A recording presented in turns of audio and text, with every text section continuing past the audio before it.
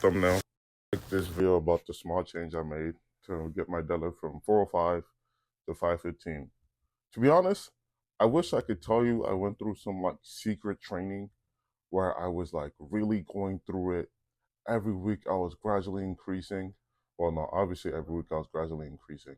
But honestly, as generic as it sounds, I didn't really like do anything to make such a difference. My actual plateau now is what's it called? 535. I'm trying to hit 600.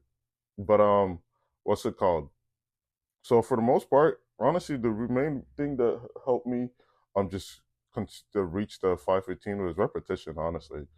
Like the biggest thing is that most people just don't do. You don't. So the funny thing is, it's like anything in life. You just got to really be consistently at it when you do something. So a perfect example is when it comes to my deadlifts, right?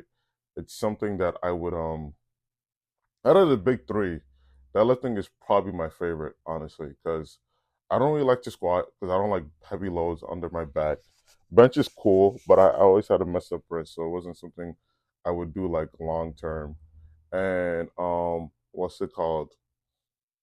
For the most part, it's really just a case of like it's the small little things that can make such a substantial difference. Like I think one of the reasons, even now talking currently, one of the reasons why I'm still stuck at like 535 is because like I would always try to PR every week, and for a while it worked. Like hit 495, hit 505, hit 520, hit 530, hit 535.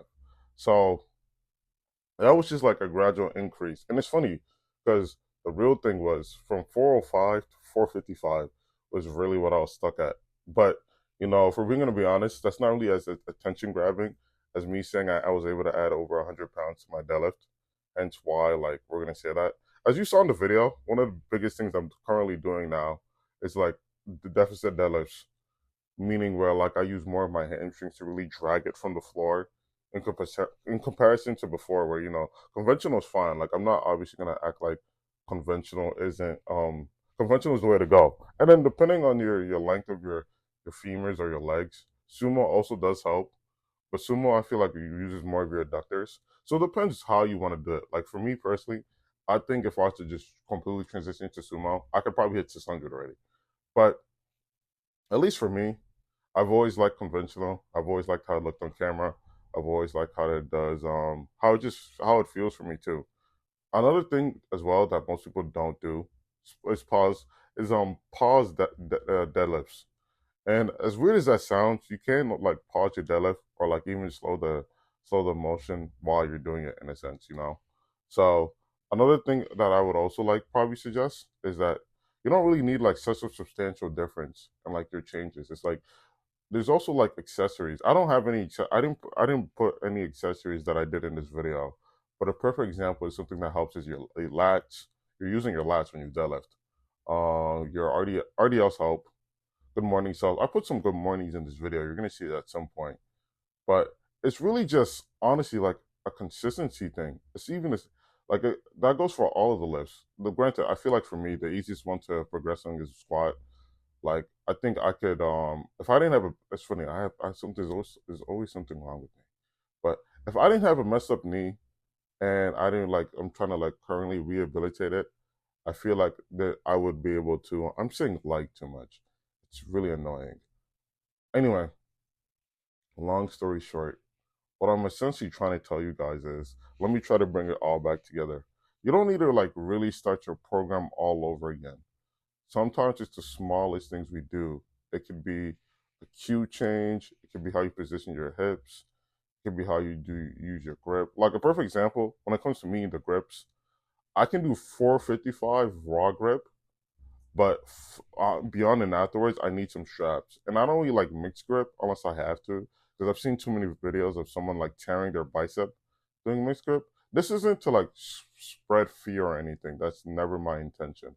But at least for me, if I don't have to do it, I don't want to do it. You can have a wider stance, but I feel like the wider the stance, the more of the change you're gonna make necessarily. But at the same time, you also gotta learn your body. Like you gotta figure out what works for you and what doesn't work for me. Perfect example, someone shorter than me that wants to deadlift, like let's say they're like a manlet and they're like 5'3", and they have like really short legs, I'd probably suggest them sumo. But someone taller than me and they also wanted to deadlift, depending on what their body structure looked like, they could either do sumo or conventional. Normally, I think I'm fortunate enough to be able to do both. And don't get me wrong, I'm not saying like I'm some anomaly or anything, right? I feel like anybody can do both. It just depends on how you use your leverages. But it really just depends on like the cue overall. So there, those are the good mornings I'm talking about. But long story short, it's not really like such a major difference. I don't really even think I necessarily like. I feel like I gave you guys some cues that could help, but I can't really like necessarily like pinpoint what might be for some people because everybody's different. But let me know if this helps, and if you want another video of how I was able to hit 315 or hit 405 on squat, let me know. We're trying to like change up the content, you know. So I really do need to be consistent. Like I keep saying that, but I'm being serious this time. Like I generally do need to be consistent because you know I want to help you guys and hope this helps.